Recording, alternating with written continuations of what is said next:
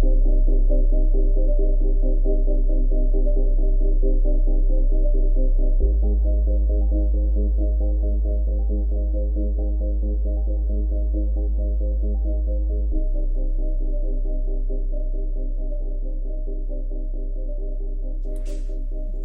and welcome to episode 12 of the Aim High and Achieve podcast. Today I am delighted to welcome German cave diving legend Robbie Schmittner to the show.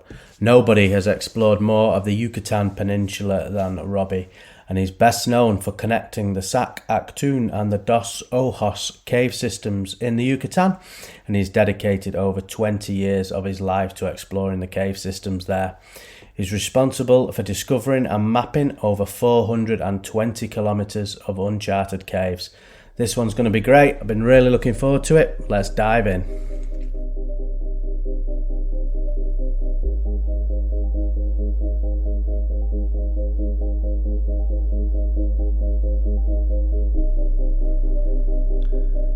Hi, Robbie. Welcome to the Aim High and Achieve podcast. I'm delighted to welcome you. How are you doing? I'm doing very well, and thank you very much for the opportunity. No problem. So just as a short introduction, you are, and these are not my words, these are words from people like Steve Backshall. You're one of the most accomplished cave divers in the world, so I'm absolutely delighted to welcome you on. I heard that Steve Backshall, in his introduction, he put you up there with Mallory and Shackleton in terms of exploration. How does that kind of introduction make you feel on your achievements? Makes me think Steve is a drama queen. No, just kidding. No, it's an honor, and it's like it's amazing to get put people that caliber on the same height. I don't know what to say about it, but it's like wow, definitely. Yeah, and just for the listeners, just to sort of go into a bit of background, you have probably explored more than the Yucatan Peninsula in Mexico, more than anybody else on Earth. What's so special about the Yucatan? And start with the geography of the place. The special of this area is that there is more cave than anywhere else on a square kilometer. That you can never find anywhere in the world more entrances and caves underneath the ground than here. It's basically the ideal possibilities, or the ideal way to go exploring. Nowhere else do you have that much entrances, do you have that much cave. They flooded, so we swim around in them, we dive around in them, so you have best visibilities. The water is crystal clear. Drinking quality in most places, it's changing there, unfortunately. Warm water, so you can go in with a wetsuit. You don't need the dry suit. It's just ideal conditions, and we have the largest water-filled cave systems in the world of like over 400 kilometers by now. And that is only be possible because we do have so many entrances. So you can go into different entrances on that huge cave systems and push it farther out. If it would be just one entrance, you couldn't do it. No. And you're a specialist in linking these entrances up and mapping the cave system. And I will put some links in the show notes as well, because there's some great videos. And on one video, I see how you are navigating in the cave system with a compass and some line, and you're linking up these caves. How do you manage? Because I've been scuba diving, and it's hard enough for me to concentrate on the scuba system, never mind having to navigate on top of that, having to put line in. How is that simply that you've been doing it for so long? That you can do that? Yeah, I mean, if I would still have to concentrate really a lot on my equipment, that would take a lot of the awareness away I have to give to the cave and the indicators to read the cave, to find the way where I want to go. And I'm I mean, with my scuba equipment, like I've been diving it the whole time, side mount, a tank here, a tank there, regulators. That was just normal for me. That's what, like, if you would go out to your job, do whatever you want, it becomes normal. Right now, I do have to concentrate on my gear again because I changed to rebreathers, a thing I thought I would never do. But I realized late, but I realized it is an amazing tool, is a tool which let me do explorations where I couldn't get to before. You know, so it's like an amazing tool. And now again, I do have a very big part of my concentration now is on the machine, which takes a bit away from my awareness about on the cave. But again, keep diving, do it till it becomes normal, till it becomes routine. Then be careful not to mess it up because it is routine. But then also the awareness of the cave is better again, and I can see and find where one cave might link up with the other. Am I right in saying that the meteorite or the asteroid that wiped out the dinosaurs, is that part of the geography that created such a big cave system there in the Yucatan? Yes and no. Okay. The caves, we've been diving for 40 years now, and we've been exploring and finding the biggest caves in the world. They've been forming by water searching their way out to the ocean, like corroding the limestone going out. But what we just now really start to understand is, where is all this water coming from? No? Where's all this water coming from, which corrodes those river deltas of caves out underground? And that does have to do with the impact of that meteor, and because the peninsula of Yucatan is crisscrossed by some major fractures which are so big and so far out and over the whole peninsula that the picture was too big to look at it. It was like you couldn't see it. It was like over the horizon. It's like too far out. No? Right. And right now, actually, that's what I'm working on. Now I'm looking for the major fractures which crisscross the peninsula. And actually, that for first time explains why we have all this river delta of cave along the coast. And actually, even if we saw, biggest cave in the world for so long, right now we just realize it's just basically collateral damage, what we have here, of what is really going on by those major fractures crisscrossing the whole peninsula from Guatemala, Belize, over to Mexico, up to the tip of the peninsula by the city of Cancun, moving water over hundreds and hundreds of kilometers. So that's a theory I'm bringing up right now. And all my expeditions right now are basically focused on that, to see if we can prove the major fractures crossing the peninsula. And in terms of when you look at an expedition, when you start planning the expedition and the risk factor, I mean, because cave diving, I'm going to say, is probably one of the most dangerous pursuits on Earth, along with sort of 8,000 meter mountaineering. No, it's not. No. I mean, as I see it, to me, let's say, I would see that. It can be. I get that. That's totally right. And people die during explorations. People die in sports cave diving. True, because where we go, that environment is as unfriendly as going to the moon or to the outer space, or something like that. You have to have a suit which keeps you alive. You have to have gear which keeps you alive. You have to know how to do it. You have to become a specialist. But then when you did that, it can be very safe. Then it's the rest risk is way less than mountaineering or parachuting or stuff like that, falling off a perfectly working plane into the ground. It's like, I don't get it.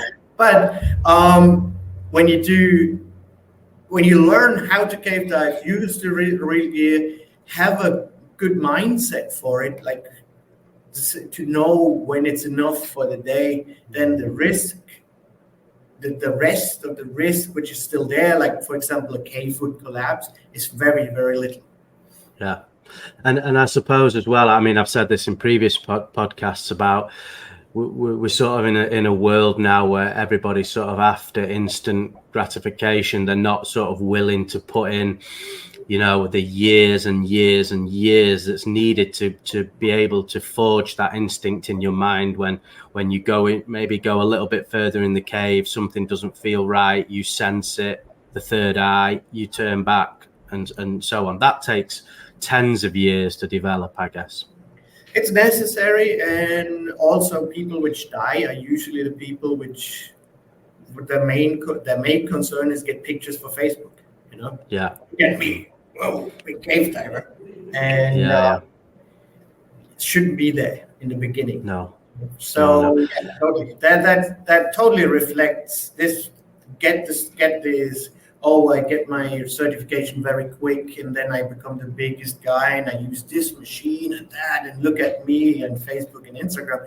Then that is usually the people we have to pull out dead of those systems. Yeah. And I see.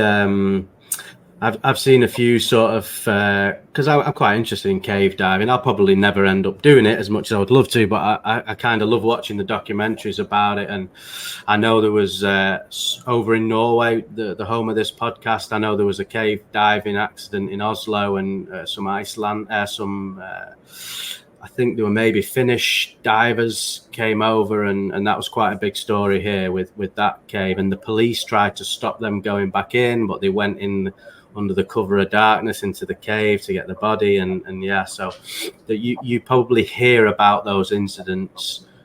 Yes, you know, a one-off met when there's 10,000 safe dives. You know, it's like anything. Yeah, it's exactly. I heard about it. It's a quite famous case. I know some cave divers from Norway, and their conditions are really, really worse. The water is very cold. The cave goes to depths. That makes conditions way worse and harder to start with. You know? Yeah, and I suppose cave diving probably came into the forefront of people's minds from the Jimmy Chin and the Chai Vasarely film, The Rescue, which is on Disney Plus. You know, did you get to see that one? I did not. Sorry.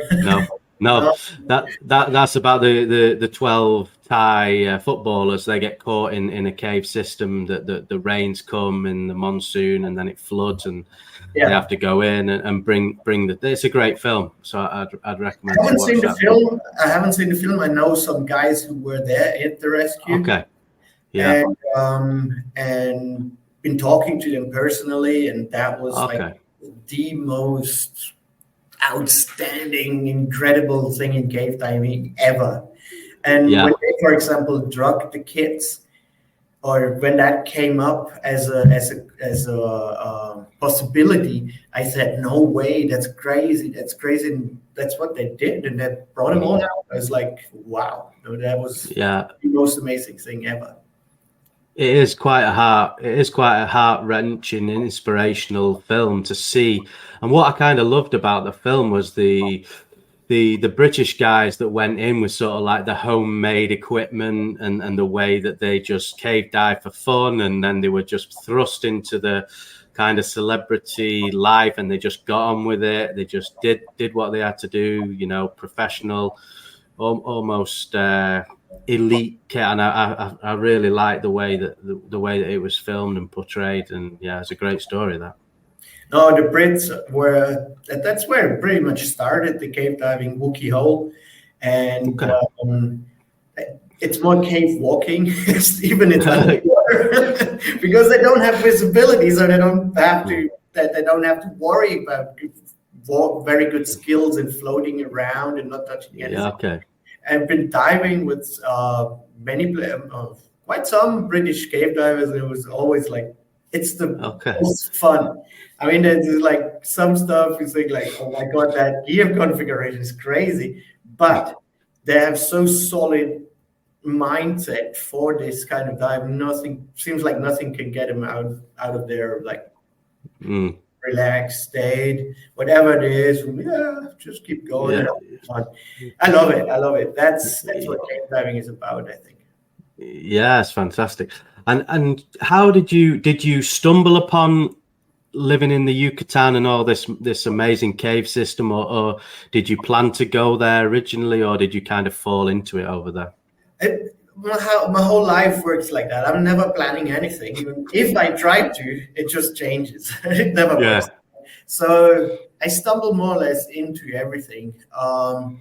I came to Mexico, to the Yucatans, because I was diving in Germany as a sports diver through a dive shop of a German guy. He was married to a Mexican, and they decided at some point to come over to Mexico, open a dive shop, as I had a friendship already with them and been diving as a dive master or working with them already a little bit. Of course, I had to come and see, oh, where are you now? And that was here in Tulum area. And he said, Gunnar, the guy who was my teacher or my instructor, he said like, no, you have to do this cave diving when you're here. You have to do it. It's this shit, you know?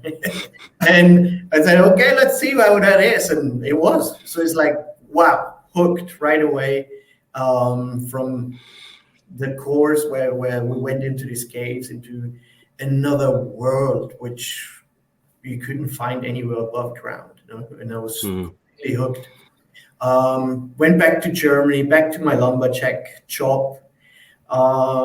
Couldn't stop thinking about the Mexican caves. Every day I was dreaming, flying through those caves.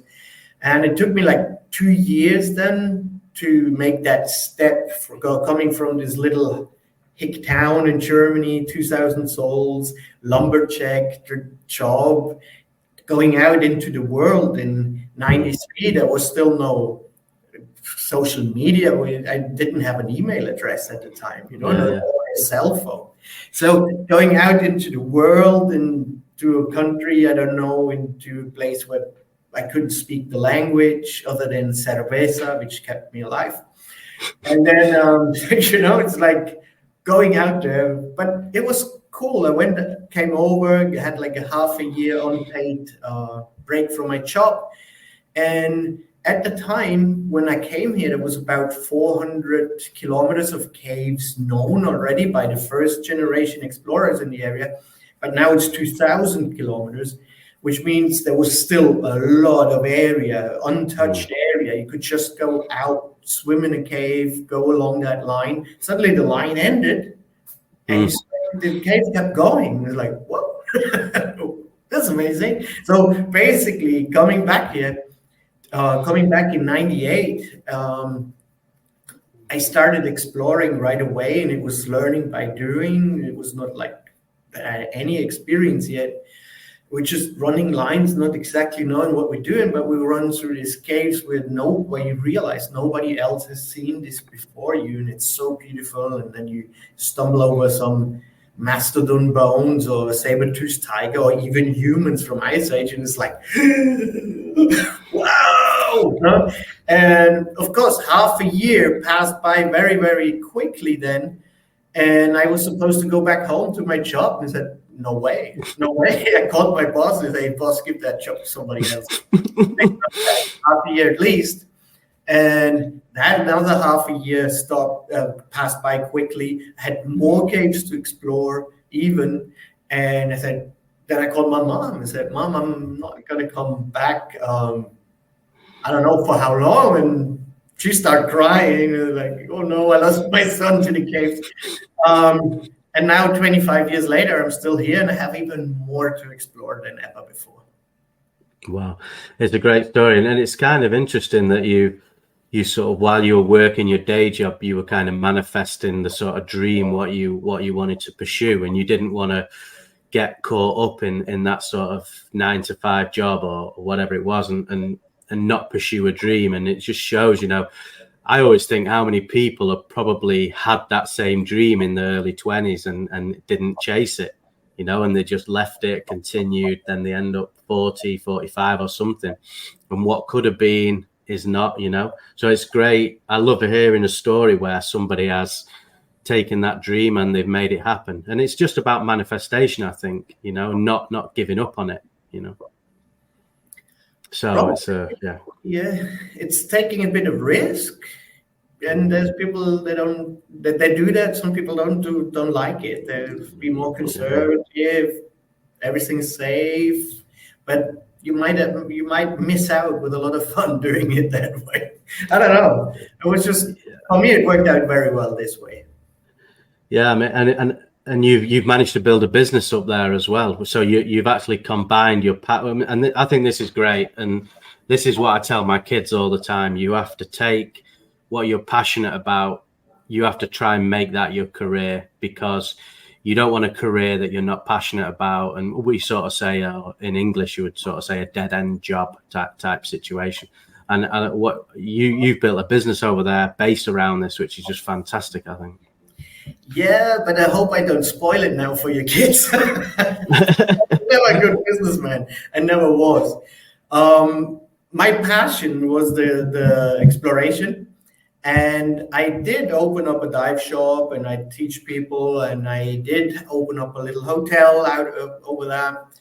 And then I took that money I earned and took it to the jungle to go exploring. So I didn't make a great business. And I actually, since the lockdown, I kept it closed. Tulum changed a lot. It isn't the place anymore I came and fell in love with. It's like tourism changed completely. The diving scene changed completely. When people came in the past, they came because they wanted to see the cave. They wanted to go into this environment. They wanted to learn how to go in there, be safe, come back out, and enjoy life, and have the possibility to go to a different planet in a matter of short time. Today, not that much anymore. Few people come with that mindset. It is now really just that. It's like, look at me, I'm a cave diver, that I can post that in Facebook. And I have no desire teaching anybody cave diving because of that. No? Yeah, of course. When we came out after dive, I remember that. When we came out after dive with the dive group, I didn't say a word. We came up to the surface, and people were just like floating there, recalculating what they just saw. And it was just like, wow. And people were like, did you see this? Did you see that? That one formation looked like an elephant. Did you see that? It was like, that was cool. Today, we come up to the surface, or in the last years, they come up to the surface and say, I told you my regulator is better than yours. I told you that light is stronger. And it's like, oh my God. And it's like, did they just see? Did they just go with me through here what nature created here? And they just shout at each other who has the better suit or light or regulator? And it's like, no. That's useless. Like, why would I teach people that way? And that's, unfortunately, it's the bigger part of the diving community, which does it because of that. To look at me, and this is like, don't want to do that anymore. And anyway, I want to change my work. I'm changing my work. I have changed my work already, and also, because it's like I'm seeing what's happening here in the area. It gets destroyed by tourism. It does so, especially because it's growing. Everything is growing uncontrolled, without a plan. It's not well. There's no good infrastructure here. It's just it's growing too fast and too big. and government is not doing a too good job, I would say, to provide what is it called, to change that for some reason somehow. And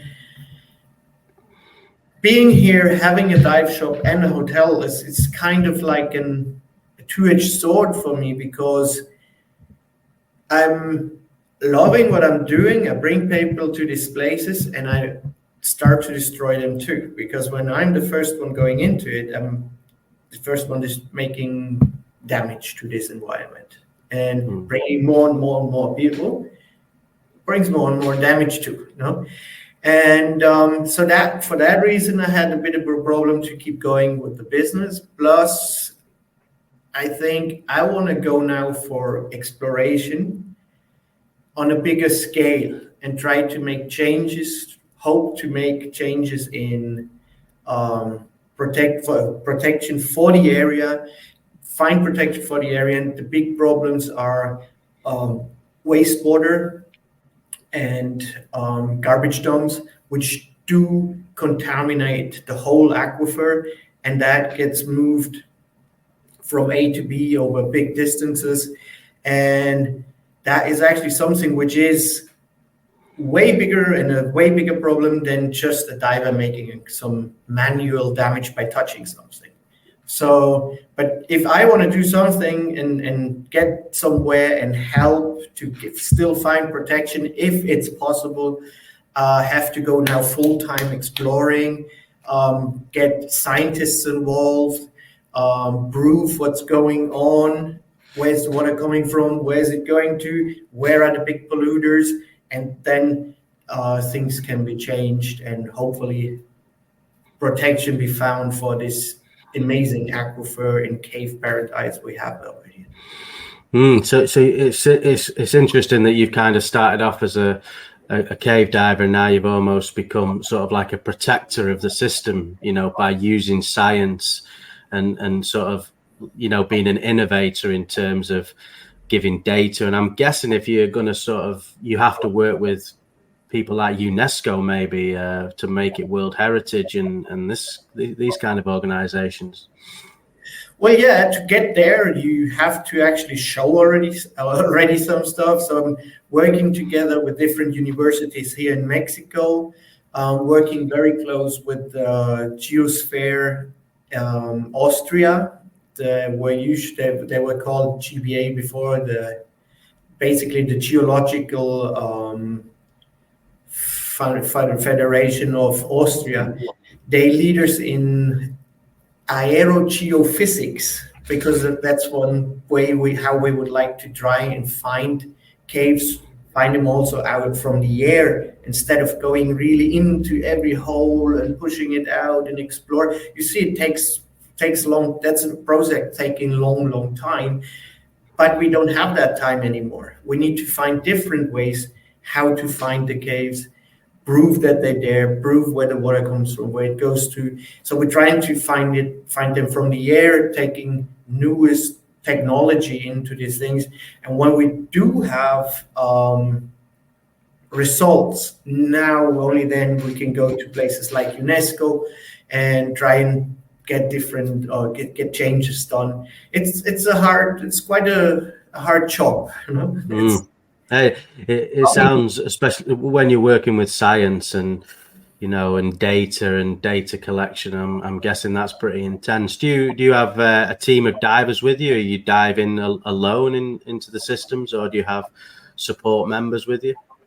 When we go exploring, very often we dive alone. I prefer it actually that way, because then you said earlier, you might have to concentrate on your gear. Now, okay, when you pro and you do this so long time, you don't have to concentrate on the gear. If you have a diver with you, another one, there's another factor which takes away awareness from you. And we plan in diving always, in cave diving exploration, that you can deal with every problem you might be focused. You can deal yourself. You don't need your buddy. You're not depending on a buddy, because we get into situations quite often, especially when you look for connections in between caves which weren't there yet. They weren't there yet because it's difficult, because you have to crawl through some small stuff and it gets silty and silt comes up, you don't see anything anymore. And then a buddy in this situation is not really of any help. It's actually more of a danger for you, because you realize now, stuck, blind, because you don't see anything and you're stuck in this really small space, that you can't go ahead. Okay, but you can't go back neither, because your buddy blocks the way, right? So you have to somehow get him the message by kicking him in the face, basically, that he needs to back up, that you can get out of this hole. So we always have redundant gear. So if one regulator would fail, you change to the other. We have the life supporting stuff, dribble, lights, regulators. So you always can change or help yourself in the situation you are right now. And if you do this kind of activity, also your mindsets and your mental strength has to be strong enough that you don't depend on a buddy. You know, I mean, I know it, and I also think it is a good thing that the diving associations say solo diving is not an activity you should do, or we don't support, and that's fine. That's fine, and it's good, and it probably should be that way. But in these very, very extreme situations where we are, you have to be able to deal with any problem you might be faced with yourself. Yeah, because I was actually, you've answered my question. I was going to say that, because every scuba thing I've ever done, it's always number one rule is you dive with a buddy. But I'm guessing in the open ocean, yeah, that's exactly right. You know, you're not confined to these sort of spaces that you're in, and you know, collapses and entanglements. I'm guessing though, and I saw one video clip with you, and I want to ask you about this shortly, about the Steve Backshaw TV show, which was great on the episodes you did with yourself. Was I see on one you were taking, I think you were putting 3 oxygen tanks through a gap that just looked impossible to get through. And I suppose in that situation, you know, if you snatch a wire on something, or something gets disconnected, things can go wrong pretty quick. So how do you've got to obviously manage that fight or flight mechanism, you know? Yeah. But my most important thing is to stay calm all the time. If you stay calm, you can deal with anything. You have all the gear, you have all the possibilities to fix the problem.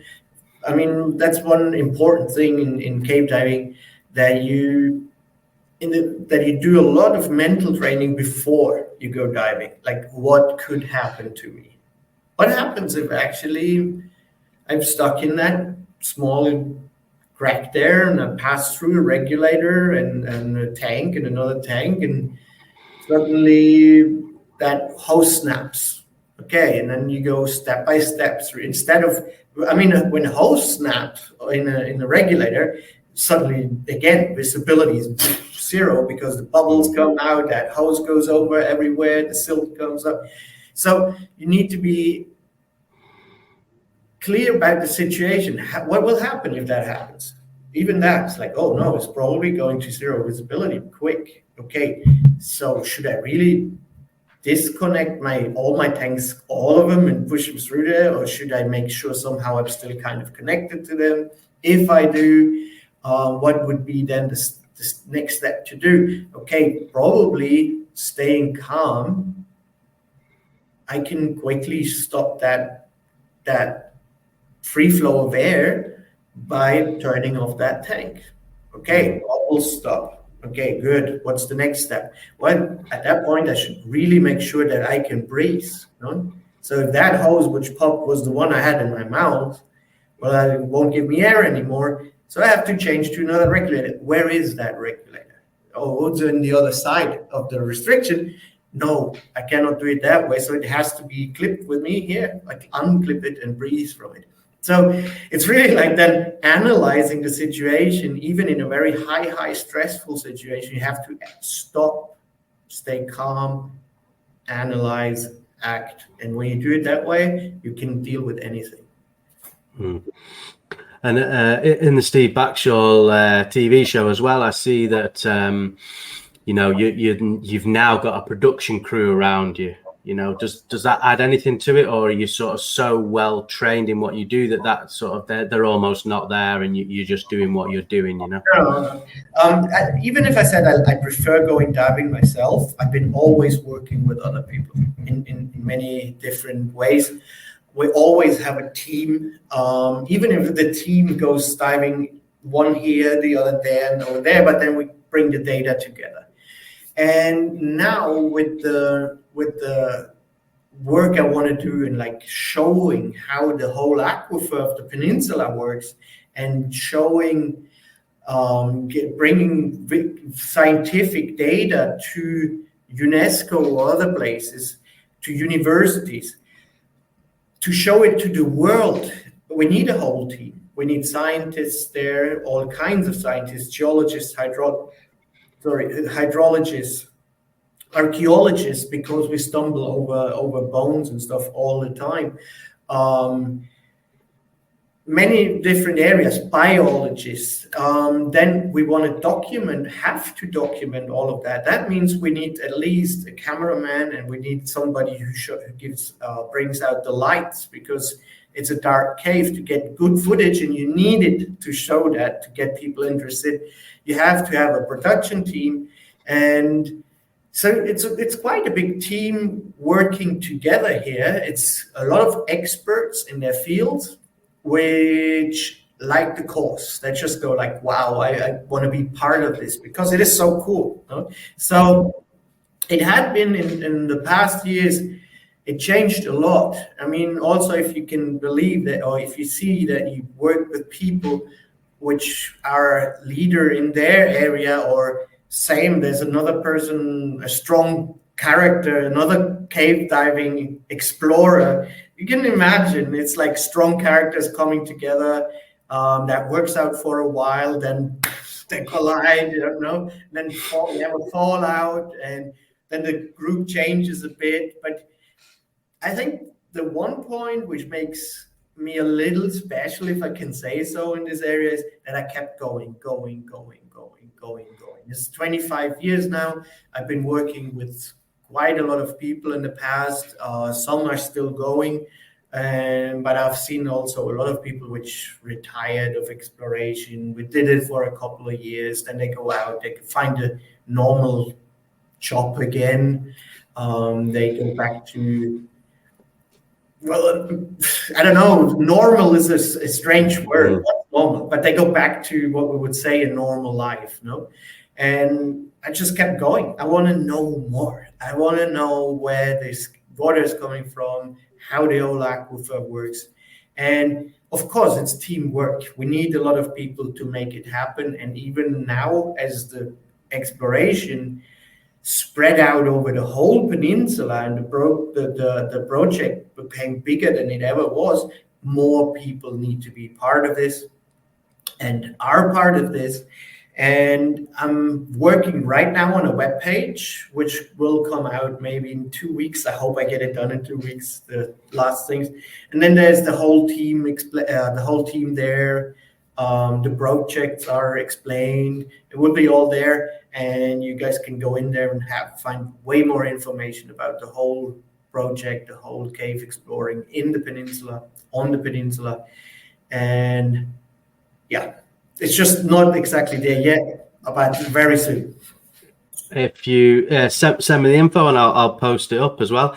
I couldn't go through this. I just want to mention the National Geographic Explorer of the Year 2007. Can you tell us a little bit more how that came about? Because that's quite an achievement to get in the Nat Geo. Yeah, I mean, we did. Well, then I have to go a little back. About 2001, I focused my work to one system, one cave system. There's loads of different separate cave systems in the area, and Sakaktoon cave system, the white cave in Mayan language, that one was the one I thought, wow, that there must be more to do in this area here, especially because that cave, the Sakaktoon cave was sitting here, and then next to it, like if you would put pearls on a string, there was more systems sitting in the same layout, and there was gaps in between. But when you go into any of those caves, dove them, you could feel that the current, the water movement, was all from northwest to southeast in each cave. And they were just sitting next to each other in a line. I thought, well, then it must be the logical thing. It must be that water coming from this cave feeds the other cave down here, and that one feeds the other one down there. And then I just followed the water, searching for the connections of the systems. And like I shortly said before, it usually came to a restricted area where people didn't keep going exploring. And the first generation usually used double tanks on their back. So they were in a quite big, quite fat equipment configuration. I started exploring that same way. But then quickly we changed to side mount, which was the way, for example, British cave divers did all the time, because it gives you a smaller profile and you have tanks on your side. And if needed, you can take one or even two tanks off your gear, off your body, and put them in front and push through. And I did. And on the other side of that restriction, the cave opens up again and you can keep going, exploring. And like that, I was just like starting to connect one cave to the other, and next to another, and then other people around came and, hey, you heard you do some cool stuff, can we join? Yeah, come in, of course.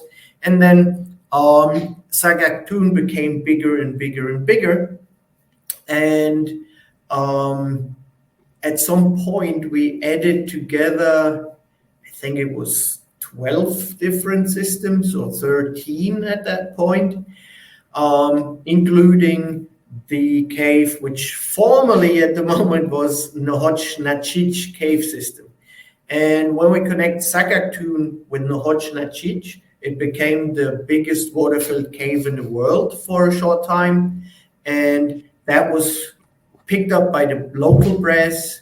And we had a bit of an luck there that was also the American president visiting.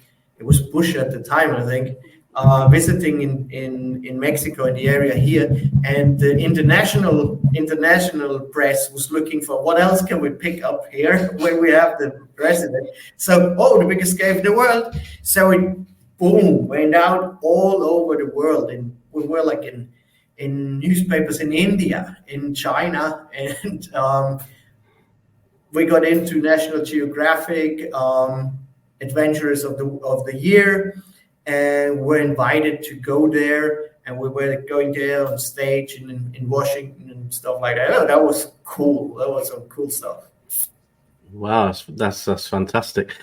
And those caves, so sort of 500 years ago in the Mayan Empire and this kind of thing, would they have not had water in? And obviously the Mayans would go so far, let's say, into the cave, because I know there's some history with the Mayans and the underworld and everything. So you're kind of exploring it in water, but 500 years ago, were they not water? Were they dry? Or is it impossible to say? No, you don't. There's some right stuff, but also the numbers are not good on that. Okay, sorry.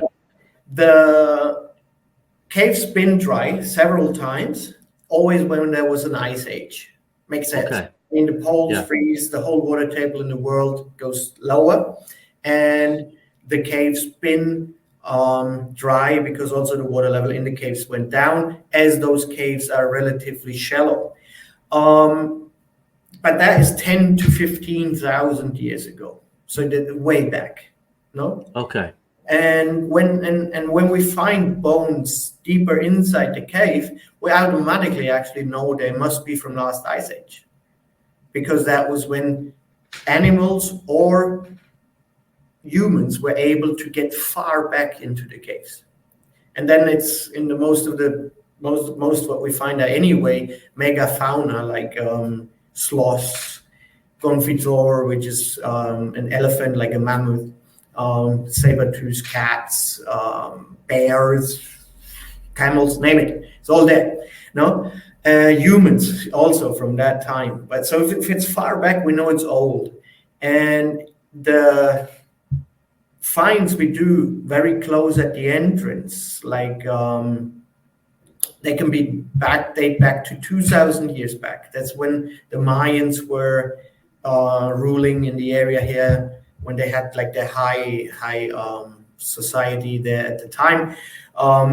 Even so, Tulum was countryside, so there's not too exciting finds, like nothing like the Inca gold given to the Mayans, like in Chichen Itza. But sure, we find pottery, we find human bones, we find animal bones, but we know, or it is actually very close to an entrance always, because the water or the cenotes, even 2,000 years back, they were filled with water already, and the Mayans used them as their wells where they got their water from for rituals. So they gave stuff to the cenotes, the gods of Xibalba, which are living down there in the underworld, which is Xibalba, and the cenotes were the portals to go there. So whatever was thrown into the cenotes or fallen into the cenotes, and we still find it now hundreds or thousands of years back, came from that time when the waters already had filled the place and they couldn't go very far in. And farther in, then it's Ice Age usually. Wow, that's quite amazing to think that. Yeah, the Ice Age, it just sort of blows your mind to have to think that far back to when humans were walking about, and yeah, that's amazing stuff. So in terms of the next big project, Robbie, what's the next big thing that you're working on now? It's kind of the same, just bigger. It's like going out finding caves. And right now, or in the past, we always been having too small of a focus. We were like looking at one special place and push that, and I got like, hey, I got the biggest cave. And then now what I try to do for right now is building up the big picture. It's funny how exploration had happened in this area here. I mean, it was all private initiatives. It was all cave divers which found their own place to go exploring Wild West. I mean, in Europe, you could do that. You couldn't go just walk somewhere, find a hole, go exploring, making a map. You would be locked away pretty quickly, where's your permits and the kind of stuff. Yeah. But here we could. It gets a little harder now, but we could do that all the time, and everybody could do it. So there was even like groups building up which were like working against each other and had races in like who get the bigger cave, me or you, or what's going on. And it was really like wild west, like I said. And for that reason also, never ever all cave data, which is already available, made it onto one place, which is a shame. Because if, for example, that would be already established knowledge out there, that there's so much cave, it's amount of 2,000 kilometers on the smallest area you can imagine. Maybe then there would have been a better tools to work against what had happened right now, that a train track system was built right over the caves. Maybe we would have had better chance to make difference there, so it could be planned a little better or something like that, more protecting the environment with it. But it's kind of to blame us cave explorers in the past, not working together, working against each other more than anything. that the data didn't get all onto one platform, onto one big picture. And that's something I'm try to do right now. Create a big picture, create a platform with as much information about the cave systems as possible. And building that up gives a lot of new ideas. And that gave me that new idea about that the main fractures which cross the peninsula also need to be water-bearing caves, which actually then bring water all from the tip of the peninsula of the Yucatan all the way down to Belize, or better to say the other way around, because the water comes from Belize and goes up. And there's other fractures which go all the way up to that impact crater, you were saying, of the meteor, which is maybe the cause why these big fractures are even there, right? There was an enormous impact going on to the peninsula, and the fractures run out away from it. Makes sense in my little head, at least, So it is actually now going out and look for these big fractures. Where's the water really coming from? Where's the water moving? Is it coming from Belize? Is it coming from the inland? Where does it come from? Where does it go? And so my area of not just around Tulum spread out all over the peninsula and into the neighboring countries, Guatemala and Belize even. And I suppose, like you say, you need a team around you. Then you need scientists. You need to give the data back in. You need people to be studying the geology of the area. You're on the front line getting the data, feeding it back, and now you have some cohesion between a few parties to start really working everything out. Yeah, that's right. Yeah, that's great stuff. Robbie, I'm going to say thanks so much for your time. I've really enjoyed it. I will post some links in the show notes of the things you're doing. Please let me know about the website as well, and we can get that shared. I just want to say thanks for taking the time to talk to me. It's been fascinating, and I've really enjoyed it. Yeah, I enjoyed it very much too. And guys out there, go on to my Instagram and Facebook, because there I will announce definitely when the webpage comes up. So if you follow there, you also will be advised or told, or how to say it? Yeah, notified when the webpage comes up, and then you can dig in deeper to that, about what we've been talking right now. That's brilliant. Thanks again, Robbie. Thank you, Stephen.